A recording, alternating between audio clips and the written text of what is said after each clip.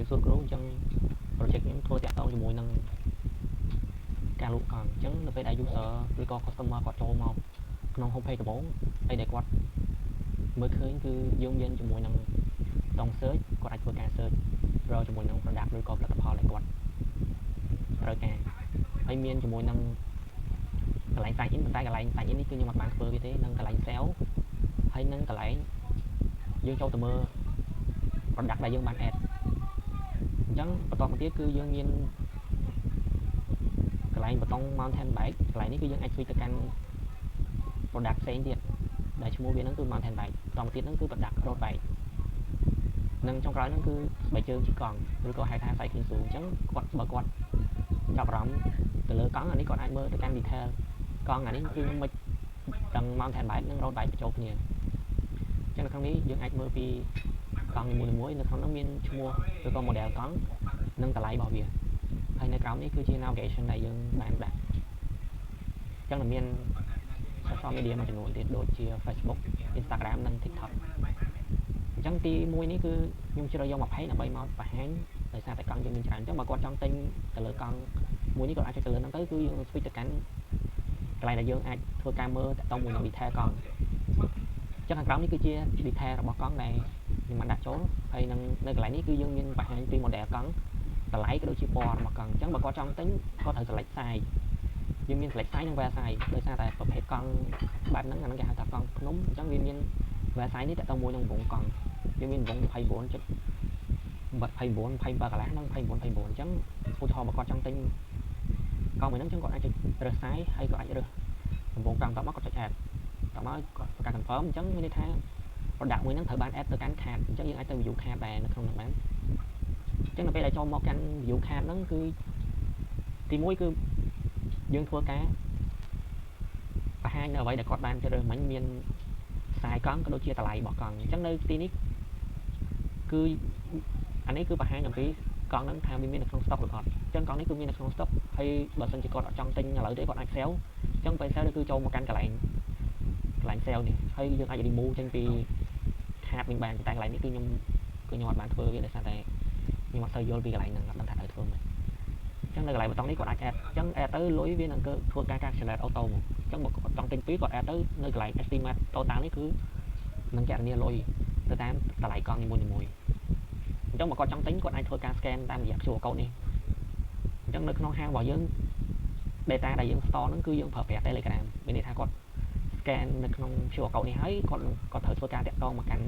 Telegram ទាំង Telegram នេះគឺយើងមាន service ចាំទទួលនៅក្នុងការ order អញ្ចឹងពេលដែលគាត់តាក់ទងមកហ្នឹងគាត់ត្រូវផ្ញើ payment របស់គាត់ក៏ដូចជាទីតាំងរបស់គាត់មកដើម្បីឲ្យក្រុមការងារយើងធ្វើការដឹកជញ្ជូនឲ្យគាត់ដល់ទីតាំងអញ្ចឹងនេះគឺជាគំរូទី1ដែលចូលមកក្នុង homepage តទៅទៀតបើគាត់ចង់ចូលទៅមើលនៅក្នុង mountain bike គាត់អាចចុចទៅលើហ្នឹងមកគឺអញ្ចឹងនៅក្នុងនេះគឺជាប្រភេទកង់ mountain bike ទាំងអស់គឺកង់ភ្នំទាំងអស់មកអញ្ចឹងនៅក្នុងហ្នឹងក៏ខ្ញុំបានធ្វើដូច page មុនដែរនៅពេលដែលឧទាហរណ៍យើងចង់ចូលទៅកាន់កង់មួយណាអញ្ចឹងយើងអាច select កង់មួយហ្នឹងអញ្ចឹងបើយើងចង់ចូលមើលកង់នេះយើងអាចចុចទៅលើហ្នឹងមកគឺដូចគ្នាអញ្ចឹងគាត់អាចចុចធ្វើការចុច size ហើយចុច add តទៅទៀតគាត់អាចចូលទៅកាន់ view cart អញ្ចឹងគាត់ឃើញកង់ដែលគាត់បានទិញនៅហ្នឹងអញ្ចឹងអ្វីៗគឺដូចគ្នាទាំងអស់អញ្ចឹងចំពោះ road bike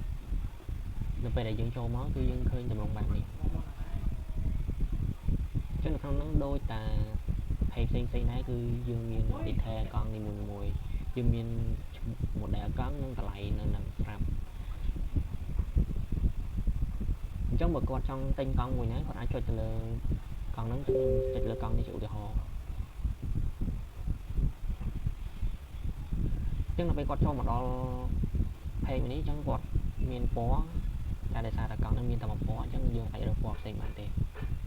ដល់ទៀតយើងមានខ្សែអញ្ចឹងខ្សែកង់នេះគឺខុសពីកង់មុនគឺខ្សែវាជាលេខវិញអញ្ចឹងថាគាត់ចង់បានមួយណាគាត់ចុចលើខ្សែដែលគាត់ចង់បានគាត់ចុច add មកអញ្ចឹងខាងនេះគេនឹងបញ្ជាក់ថា model អីហើយ size ហើយ wear size គឺអត់មានទេអញ្ចឹងនឹងតម្លៃរបស់វាដល់ចុច OK មកហើយយើងចូលទៅមើលនៅកន្លែង cart នេះអញ្ចឹងពេលដែលចូលដល់កន្លែង cart ហ្នឹងគឺ đôi ta hay môn đáy cứ đôi khi dương ai thôi ca sell tốc về nói remove thầy mà nó tránh dương trong tính hơi dương ai kẹt này ta lại tam thì bản chất nên ý dương còn này sẽ tới với nâng kẹt này lại auto rồi dương cú có đôi khi này bật quạt trong ban product mua nha chẳng còn ai cho lên product nâng chẳng bật con trong ban product mua ní cứ còn ai cho lên nâng tới cứ dương ai ở con tôi ca rồi tông mùi sai cái độ chữ color là bao bị trường chẳng bật con trong ban lấy sao vào mũi chẳng có cho lên sai trong nó hay có cho add tổng tiết viên thằng châu tôi cắn cái lạnh hạt cứ cái lạnh tôi toàn lùi chẳng và sân bà con ở ban cho sai thế chẳng cứ bị đặt ha áo dưỡng của cá lạch sai sân môn được add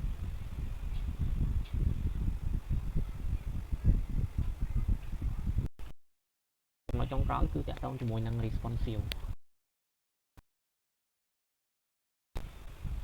chú sợ quạt thua ca nâng khơi tùm rong bạch đi chứ được không ấy cứ chia tùm rong này responsive rồi bỏ về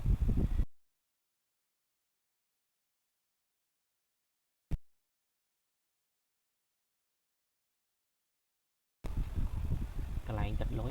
cái lại tông một chị đại con cứ khơi bạch đi nhưng mà con đôi mình chẳng cứ co cho lệch sai hay là lệch sai trong cái chat giống cho một anh lại ní cứ chia tùm rong responsive rồi bỏ website chẳng thay sáng cứ đôi khi chẳng được còn là tha không product chúng ta cho responsive nâng ca design cứ đôi khi được trong đó trong một con group សម្រាប់ការ